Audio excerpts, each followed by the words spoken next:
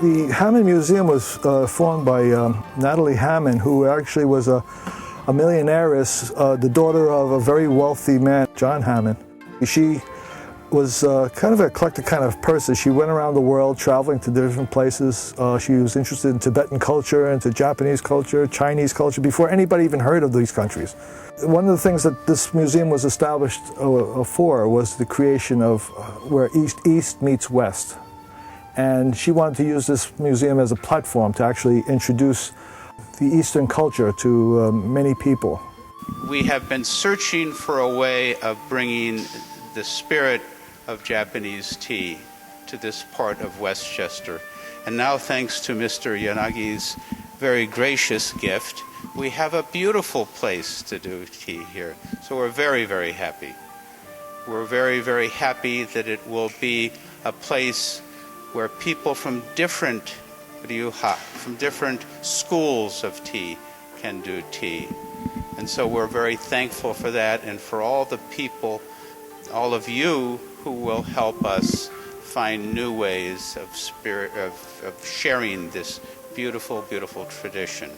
The tea ceremony, as Sen Noriku said, is about boiling water, making a cup of tea, and enjoying it with your friend. The people that created the tea ceremony were trying to find a moment of peace and purity and respect in using the elements of daily life. And there's a host and a guest in every ceremony, and the host's goal is to make a cup of tea that his guest will enjoy, and the guest wants to participate in that. They didn't require golden vessels and diamond encrusted vases. They were looking for the very plain and simple things that, because they were made specially or found specially, make you stop and say, wow, that's just an old rice bowl, but when I use it now as a tea bowl, I see that it's really a gorgeous piece of pottery. Tea ceremony, as I said, is about boiling water, making tea, and the host chooses implements. A tea caddy, a tea scoop, a tea whisk, either made of bamboo or lacquer, and tea bowls. Everything from the sweets to the kind of other implements we will talk about are chosen specially for that guest and for this season and for that occasion. All the people who have contributed to the making of these implements are, in a sense, honored in the tea ceremony. They're remembered. So the tea bowl is obviously, usually it's almost always it's pottery, but it's chosen because this person likes the wares from a certain kiln in Japan.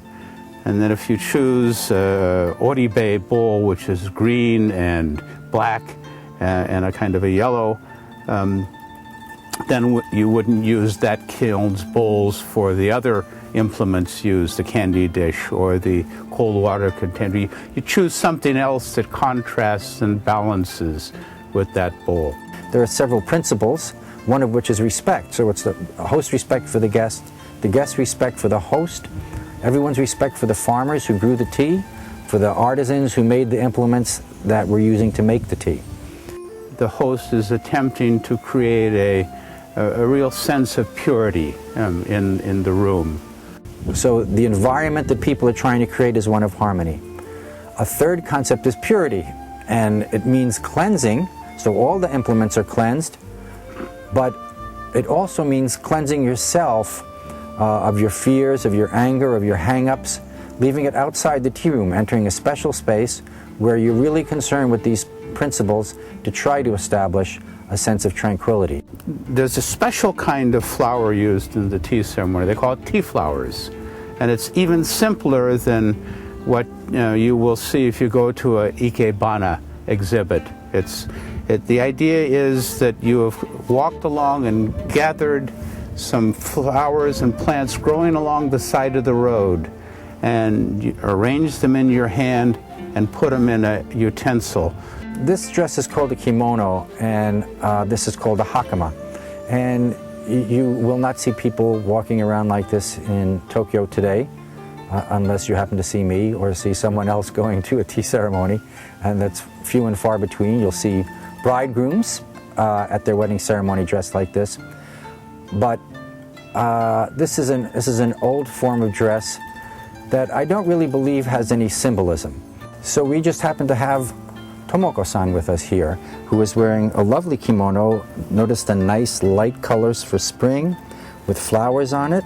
Notice these beautiful colors, the richness of the gold, how the color of the iris is replicated, whether it's a lavender or white, and you have the subtle green background with the grasses in gold.